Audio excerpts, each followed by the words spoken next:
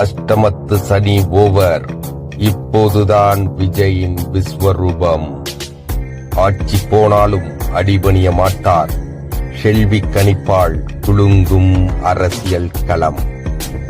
அரசியல் வானத்தில் இதுவரை மேகமாக மட்டுமே தெரிந்தவர் இனி மின்னலாக பாயப் போகிறாராம் தமிழக முதலமைச்சர் விஜய். அஷ்டமத்து சனி முடிந்துவிட்டது என்ற ஒரே வார்த்தை அரசியல் வட்டாரத்தில் பெரிய அதிர்வலை கிளப்பியிருக்கிறது. ஜாதகத்தை விரித்து பார்த்த ஜோதிடர் செல்வி இனிதான் விஜயின் உண்மையான ஆட்டம் ஆரம்பம் என்று தீ வைத்து பேச தமிழக அரசியல் திடீரென்று சூடேறியுள்ளது.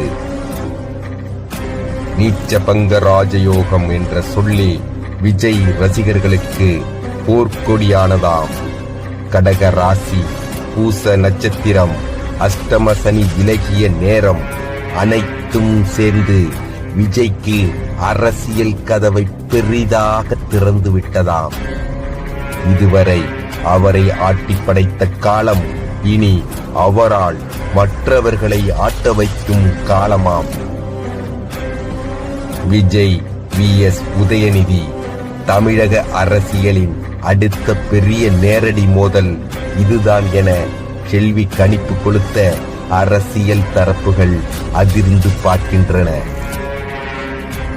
கூட்டணி கட்சிகள் முரண்டு பிடித்தாலோ அழுத்தம் கொடுத்தாலோ விஜய் தலை குனிவாரா?